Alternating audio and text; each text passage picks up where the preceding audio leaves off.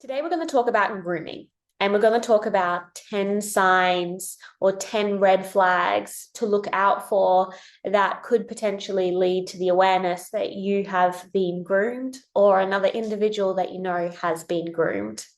Now, what is grooming? Grooming is essentially lowering someone's boundaries, manipulating them, isolating them until this person is vulnerable and in a state of being able to be exploited or I'm just going to say misused. Exploited sounds like a really big word. And in actual fact, it's if we use softer words so that it can feel more digestible.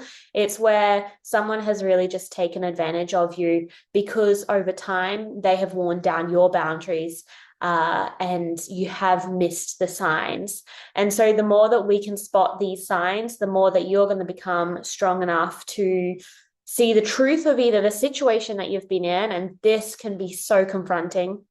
Uh, if you do figure out that you've been groomed in this video, please reach out for support if you'd like support in processing all of this. It is definitely a lot to digest. So let's go into sign number one, and that is excessiveness in flattery, love bombing, gifts. And this is where you have just the time of your life with them. And this can be where you want to share your world with everyone else. Your experience with everyone else. You want to go tell your girlfriends about how incredible this man is, how he is just showing up. And this is where you feel like high on life, like you've never met someone like this before. They can even go as far to say all these declarations around how, wow, I've never met someone like you before. You are my one and only. There is no better woman in the world than you. We are totally going to get married, have a future together, have kids together. Now, I have said this in videos before. It's possible to meet someone and genuinely see a future together and get lost in the fun and the idea of possibility with that. But then there's another thing that happens where someone is using these stories as a way to get you to be more excited about the possibility in a way of earning and securing this relationship. And this is where it's coming from a place of control, as opposed to this person being internally excited about something and sharing that experience with you. It's they are using this as a way to get you more secured. They can buy you gifts, they can buy you flowers, they can take you on these lavish dates. You can be wined and dined and treated in this beautiful way, or you may not be, but he could also use words that secure you. Look out for all of these signs. And this is where we get lost in thinking, hold on, but the relationship that I'm in is hurting me so damn much, but we also had the best fun that I've ever experienced in a relationship before. And often when you're in these relationships, you just hope for the day when it will go back to the way that it was. And the way that it was actually coming from a place of control as opposed to authenticity. Number two, the second red flag is isolation. And this is where you begin to separate, or there is space between you, your friends, your family. This can be actual physical isolation, or it can just be isolation in regards to you being all in on this relationship and then withdrawing from your friends. Or he can also say things as a way of wanting to protect you from people that may be not looking out for your best interest at heart, and he is. And so then you're thinking, oh, okay, this guy is really protecting me and wanting the best for me, and is seeing where some of the friends in my life aren't actually showing up for me. And so then you start to distance yourself from these friends and family and put more trust in him. And this is really difficult down in the long run when you do enter more difficulties in the relationship. It's because then you don't have anyone to lean on. He is your main person of contact, the person that you tell everything to, and now you no longer have other points of contact or vulnerability or connection or with other people in your life. And a healthy relationship, so that if you're dating a really healthy man, he's going to want you to go digest your experiences, go talk with others so that you can really be grounded in where you stand in each and every experience, as opposed to always being influenced by your partner. With unhealthy relationships, people are more concerned on controlling that so you're not influenced by other people, so that you don't then see their, say, red flags, and then you go then point that out to them. So the more that they can bring you away from people that might say, hey, that person is a warning sign, the more that they can secure you for longer. The next one is gaslighting, and this is where the person grooming the individual or you will make you doubt or question your experience by denying what you're experiencing and telling you that it never happened. For example, for me, when I was saying no to sexual activity and saying that I don't want it, he was saying, come on, like, of course you want it. Look at you. You're having fun. You are human, and every human gets horny and likes sex. I then would start to question myself. He would then ask me, well, hold on, if you climax, does that not feel good? And then I would be squished into a corner of feeling like, this is manipulation as well. I'd be squished into a corner of feeling like, well, like, yes, climaxing can feel good, but I don't want to do it with you. And he's like, well, come on, it's fun. Why would you want to miss out on fun? And so I'd always be like pushed into a corner. Another thing that they could be is like, come on, why are you trying to make me a bad person when I'm trying to help you? Or this experience never happened. What really happened was, here I was coming to help you, and then XYZ. And so this is where you can begin to doubt your whole reality. And when you begin to doubt yourself, then that's when they can become a higher position of influence or power, because you're no longer as strong within yourself, and then you're more open to taking their lead. Another thing that they could say is, come on, that's not how relationships work. People often do this, or people love to do this, or relationships work in this way. They can even gaslight you and your friends. They could be like, okay, that, like, when your friends are picking up on their unhealthy behavior, they can be like, oh, they're just jealous, or they actually want what we have. And so then you're starting to question, hold on a second, like, is my friend's statements about him or the unhealthiness of this relationship coming from a pure place, or are they also coming from a wounded place? And then you start to doubt, okay, hold on, do they? Another thing that they can say is like, come on, your friends don't have your best interests at heart, and I care for you. Look how strong our bond is, and you know that I would never hurt you, and you know that, like, look how much I have done for you. And this can really make you question, okay, hold on, he has done so much for me. We do really get along together so well and have so much fun together. We've had all these highs together.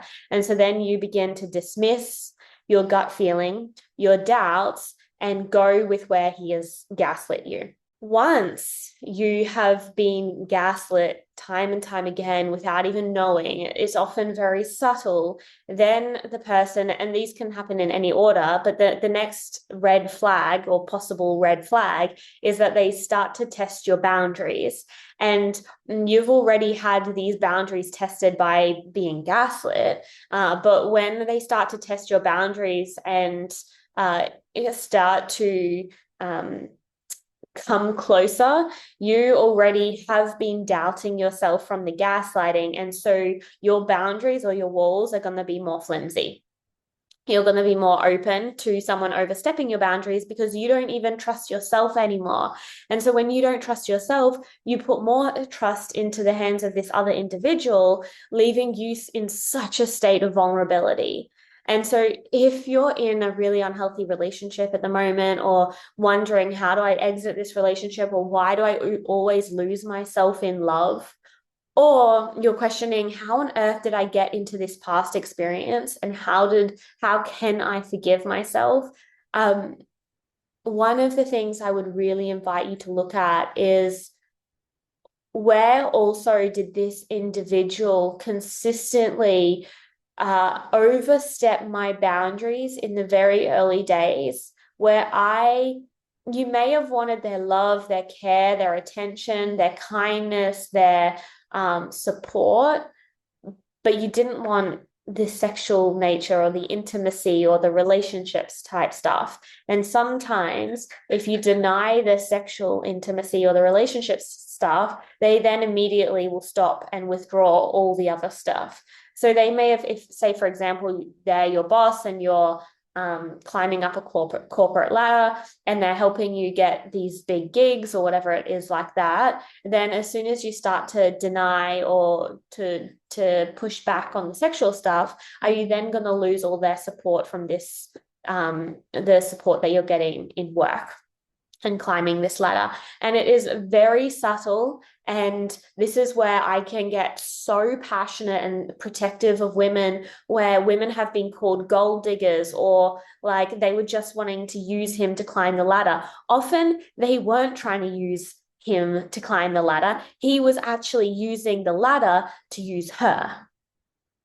So let's be really clear on this. We need to, as a society, change the lens where we are constantly putting the blame on women for being slutty or using these men, when they, in fact, are manipulating these ladies into sexual relationships that they never wanted to initially get into to begin with. This perfectly leads on to the next sign, which is creating dependency. Now, we're just talking about the workplace. When he has been helping you for a significant period, for a while, in the workplace, in your health, in your, this can happen in sporting careers.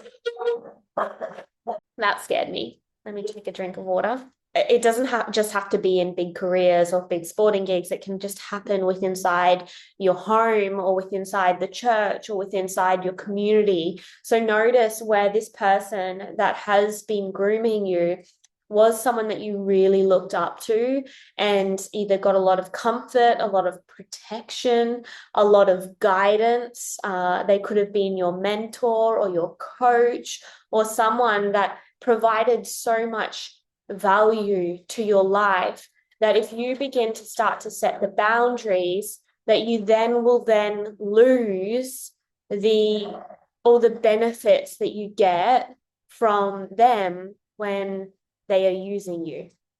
They're doing it in a way to buy you sexually, and you've become dependent on all the value that you've gotten from them. However, without knowing that they are doing this from a very impure place. And before you know it, you've already become attached. This one's a big one, and this is playing the victim. This is where they use pity me stories. They say, like for me, I was groomed by my boss and stayed in a 7-year secret relationship, and he had a partner. And so he would tell me all about his partner, and where she wasn't showing up or giving him all that he needed, and how he felt quite alone and unsupported and not understood. And in these stories, I was like, oh gosh, this poor guy, like I want to help him feel understood, or help him feel more supported. If it was me today, I would be like, why are you telling this young girl, go tell your wife these conversations so that you can fix it?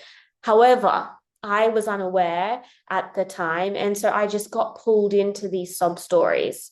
So really tune in where they play the victim or someone that's really struggling, and you just want to be the person that really wants to support them.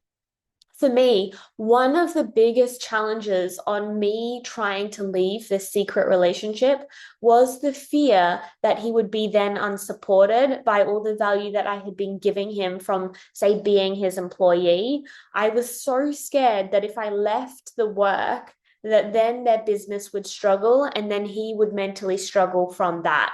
Would they go bankrupt? What would happen? And I was genuinely so scared of them going downhill. And then if he goes downhill, then the family goes downhill. And so I was just fully scared and feeling the weight on my shoulders of the responsibility of caring for him. Tune into, where do you feel a sense of responsibility for his own mental, emotional fulfillment in life and happiness in life? Next one is guilt tripping and obligation. And this is where they can say things like, well, look how much I've really done for you, and you can't even do this simple thing for me. And this immediately makes you feel like, oh my gosh, I've just been taking. And then they just want this one simple thing, and I'm saying no. And so you immediately feel so guilty for them going above and beyond for you, and then you not even going above and beyond for them. This is where you immediately lower your boundaries. You dismiss what feels aligned for you because you feel like you've done them wrong. In reality, they made the choice to go above and beyond for you, and someone going above and beyond for you does not set any expectations that then you have to reciprocate that in return. That's their choice to go that far without you reciprocating, but you don't need to reciprocate. You don't need to go above and beyond for them if you don't feel like it. And so sometimes they can be like, well, it doesn't really feel like you actually love me that much if you're not even going to support me in this way. And immediately you're like, oh, my heart. And you can feel this heaviness hit you when they're guilt tripping you. Remember, when you are feeling guilty, it may be not because you're feeling guilty for the actions, but because they're placing that guilt on you. And this is where you'll be on long conversations for an hour with them because you feel like you owe them some sort of time, presence, etc. And you're feeling terrible about it. You're feeling exhausted. You're feeling like this is draining. This is going round in circles. So really tune in where you're giving more of yourself than what feels aligned, because as soon as you start to set boundaries, they then guilt trip you and make you feel responsible, uncaring, etc. Use a bit of that. This perfectly leads on to where your self-esteem begins to really drop. Guilt tripping, gaslighting confuses you. You don't know which way's up anymore. You're going round in circles and you can never get a word out. You don't know how to get the right words out. You feel numb. You feel confused.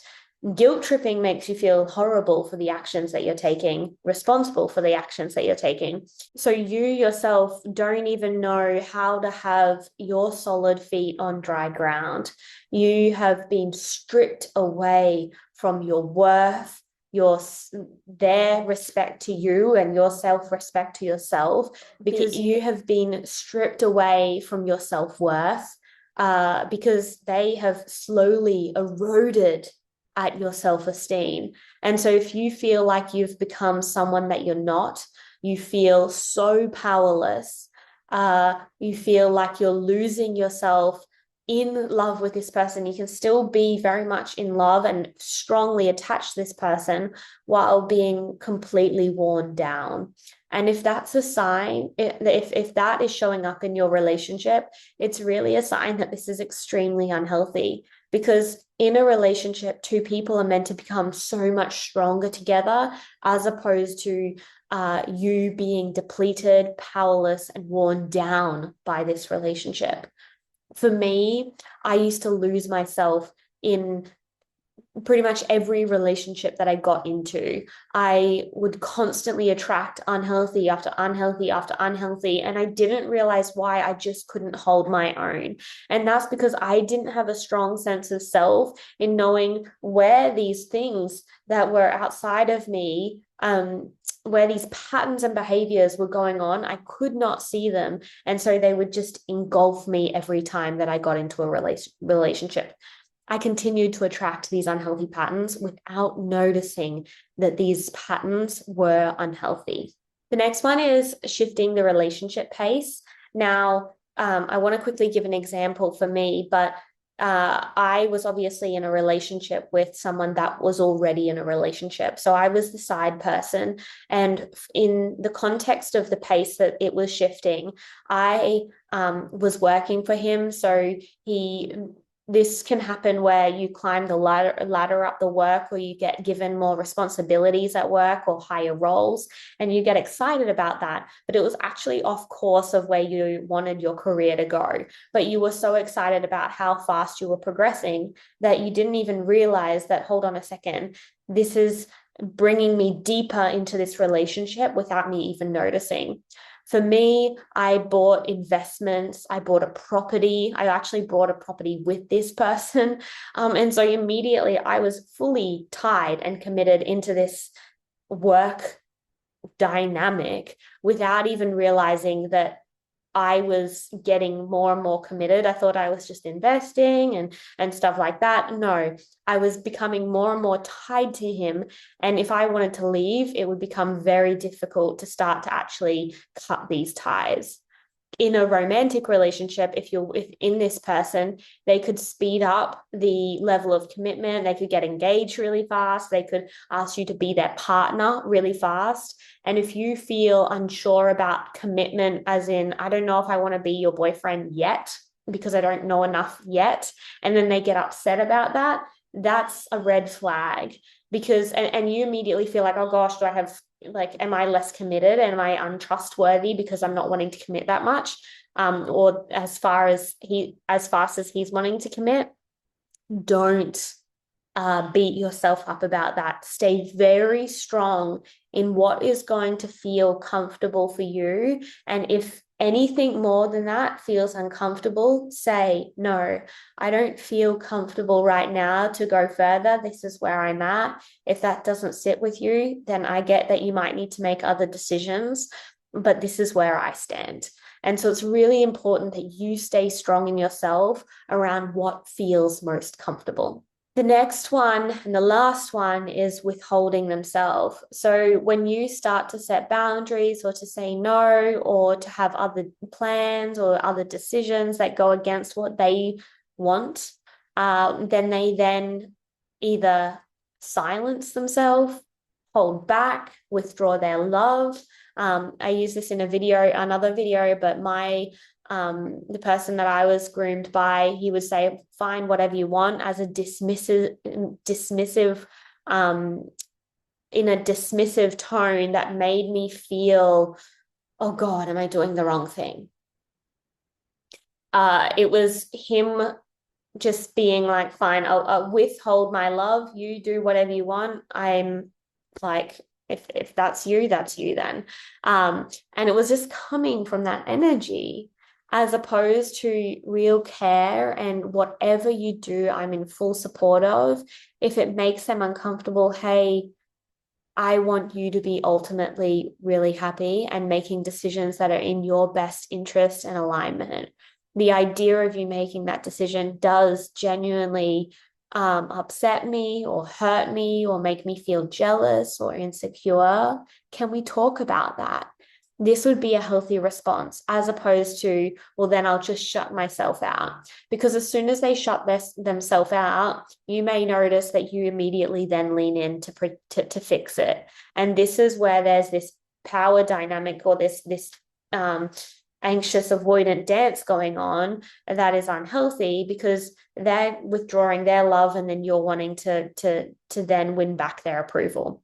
Controlling, super controlling.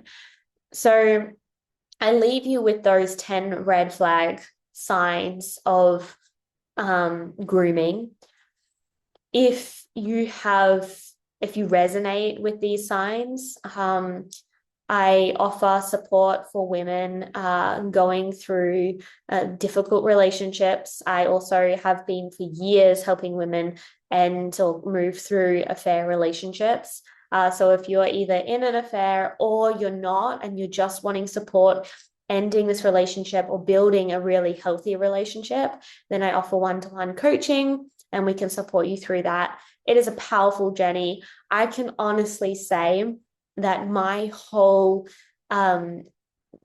experience or relationship with, for lack of a better word, my relationship with intimate relationships has changed night and day. I no longer lose myself. I feel very strong and clear. If stuff starts to get rocky, I can notice when there is distortion within the relationship and set boundaries around that so that I don't get pulled into unhealthy dynamics. You too deserve to have a relationship where you're not pulled in to these unhealthy behaviors, where you're constantly compromising yourself so that you can keep the strength of a relationship. The relationship's not strong if you're having to pull into distortion in order to keep it strong. So I hope that helps. Bye for now.